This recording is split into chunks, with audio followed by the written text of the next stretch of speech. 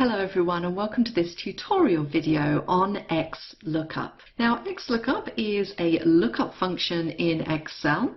If we click on the formulas ribbon, you will find it lurking in the functions library underneath this lookup and reference area. And you'll see as we scroll down we have XLOOKUP at the bottom.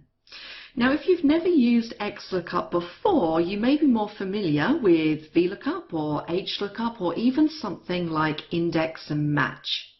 And if you've ever used any of those functions to perform lookups previously, then I think you're going to find XLOOKUP really exciting. The closest thing I can compare it to would be index and match, as it has the same ability to look up a value in a table and return a result no matter where the result is located in the table. VLOOKUP has some limitations, and I will discuss that as we go through. So the easiest thing to do is really just to demo this amazing new function in Excel. So let's look at the data that we're using first of all. Now I have a table here which just lists some apps that you might find on a mobile device. It's showing me the category in the first column. I have the app name in column B. I have the amount of revenue generated and the amount of profit. Now what I want to be able to do is I want to be able to select an app in cell H2, and you can see I have a little data validation list with all of my apps loaded up. And once I select that app, I want it to tell me what the category is for that app, what the revenue, and what the profit is. And we're going to use the XLOOKUP function in order to do this. Let me first explain how XLOOKUP differs from VLOOKUP. With a VLOOKUP, whatever you're looking up, so in this case it's going to be the value in H2 when I select an application, the lookup value must always be in the leftmost column. So what that means in this scenario is that if I'm looking for the category of the app, if I was using VLOOKUP, I wouldn't be able to find it because the app or the lookup item is to the right of what I want to return. And that is the limitation of VLOOKUP. It works from left to right.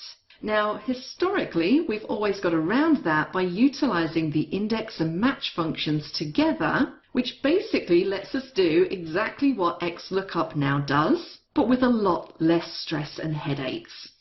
So let's see XLOOKUP in action. I'm going to click in cell H5 and I'm going to type in equals XLOOKUP. And now we get our arguments, and you'll see there's quite a lot of them there. Now remember that the ones in square brackets, so if not found, match mode and search mode, they're actually optional arguments. Anytime you see an argument that's in a square bracket, it's optional. And we are going to explore one of these in later examples, but I really just want to focus on these first three arguments in this particular example. So the first thing we need to tell Excel is what is our lookup value? What are we looking up? So I'm going to be looking up the app, which is going to be in cell H2. The app is my lookup value. Comma, lookup array. Where do I want to find this app name? Well, I want to find it in the list of apps. So my lookup array is B3 to B10. Comma. It then says, okay, once I've found it, what column do you want me to return, or which range contains the piece of information you want returned? So I'm looking for the category for this app. So my return array is going to be the category A3 to A10. Close my bracket. It is that simple. For anyone who's done this using index and match, hopefully you will see how much simpler this is. Press enter. Now currently I get NA, and that's because the lookup value is H2, and currently I have nothing in H2. So what I need to do is either type in an app name or select from my data validation list. So if I say Office Lens, you'll see that that now updates and it's telling me the category is productivity. If I refer to my table over here and find Office Lens, I can see, in fact, that is correct. The category is productivity. And if I was to select a different app from this drop-down list, Instagram, for example, it's going to pull back a different result. Now, if I didn't have a data validation list, I could just type into H2 as well. And if you're interested in learning how to create things like data validation lists, I will be doing a video on that very soon. So let's utilize XLOOKUP again and find the revenue and the profit. So I'm going to say equals XLOOKUP, open bracket. My lookup value is H2, comma, lookup array, I'm still looking for the app in the list of apps, comma, what do I want returned? I want the revenue returned. So I select the revenue array. Close my bracket, enter. 30,000. A quick visual check, and I can see that yes, in fact, that is the correct answer. Let's do the final one, because practice does in fact make perfect. XLOOKUP, open bracket, lookup value H2. I'm looking for it in the apps list, comma, and this time I want to return the profit. Close my bracket, and there we go. And once again, if I select a different item, it's going to update and give me the correct results. So much simpler than index and match, and much more flexible than VLOOKUP. Now I'm going to quickly show you another example. So I'm going to jump across to my XLOOKUP 2 worksheet. Now I have the same table. I have a slightly different layout. My app is going to be at the top here, and I'm still looking for the revenue and the profit for the app listed in B1. But the difference here is that I'm going to use a single formula to return me both results. So I'm going to get the revenue and the profit using one formula. So let's start out by typing in an app. I'm going to say Facebook up here. And in revenue, I'm going to construct my XLOOKUP equals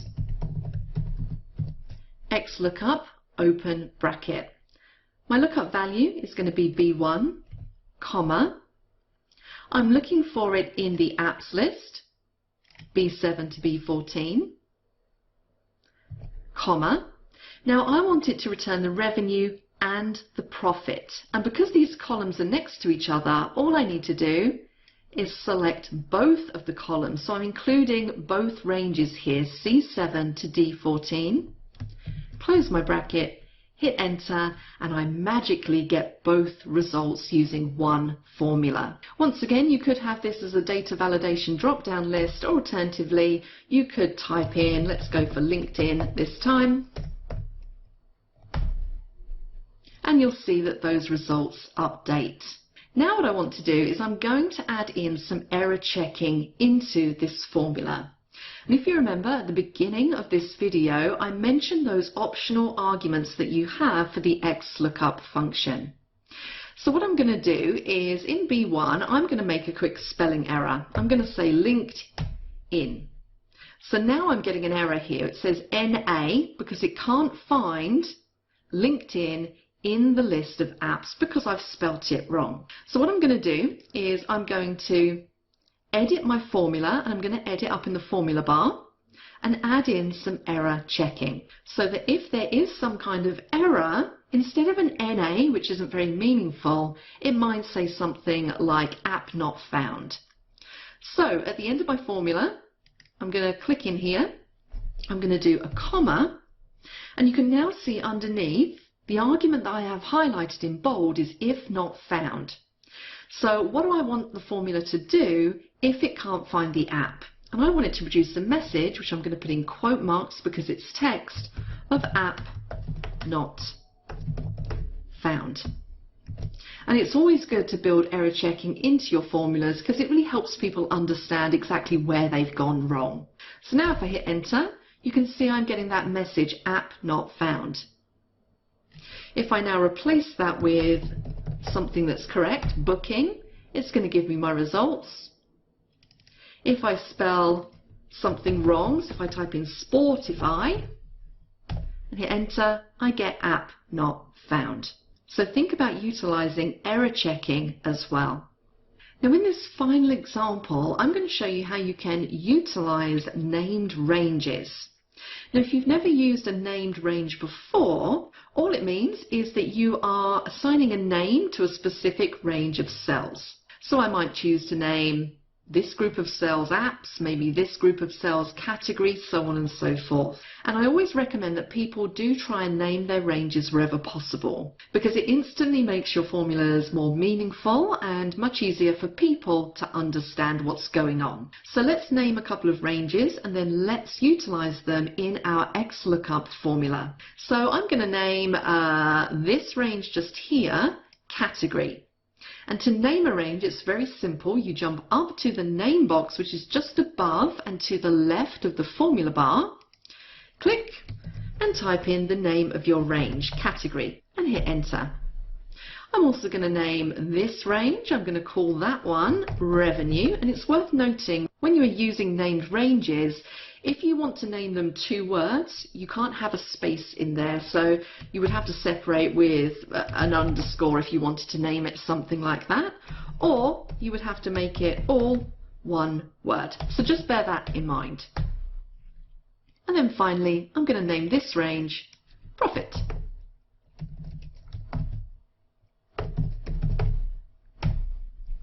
So now I have my ranges named, and if you're wondering where those ranges are kept once they're named, if you go to your formulas ribbon and into the name manager, you will see any named ranges that you have in there, and you can edit them, delete them, create new ones if you want to from here. Now what I'm going to do is I'm going to jump back to my XLOOKUP formula and I'm going to edit it up in the formula bar. So here we have XLOOKUP. It's utilizing H2 as the lookup value, that's fine. Then the next cell range we have just here is the app cell range. Now I didn't name the app cell range, but I did name A3 to A10. So I'm going to highlight A3 to A10 and replace it with the named range. So you'll see as I start to type it in, Excel helps me out. It says I've found a named range and I can double click to select it. Hit enter and my formula still works. I could do the same over here. So what I'm going to do now is I'm also going to name this range of data. I'm going to call this apps.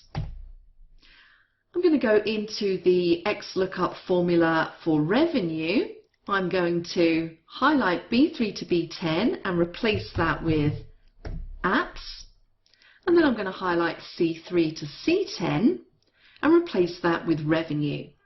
Now a little tip here, if you can't remember what you've named your range, if you press the F3 key on your keyboard, Excel will show you all of the named ranges that you have in your workbook. So I can see here, okay, it's revenue that I'm looking for. Click on OK, hit enter, and my answer is correct. And look how much easier that formula is to understand for anybody looking at it. Instead of cell ranges, we now have meaningful names. Let's do the final one just to be consistent. So I'm going to replace B3. I'm going to press the F3 key on my keyboard and select apps. And then I'm going to select D3 to D10, F3 key, and I'm going to replace that with profit. Hit enter and my formula still works. And let's just check by switching to a different app. There we go. So that's a few different examples of how you can utilize XLOOKUP and also how you can incorporate named ranges into those formulas.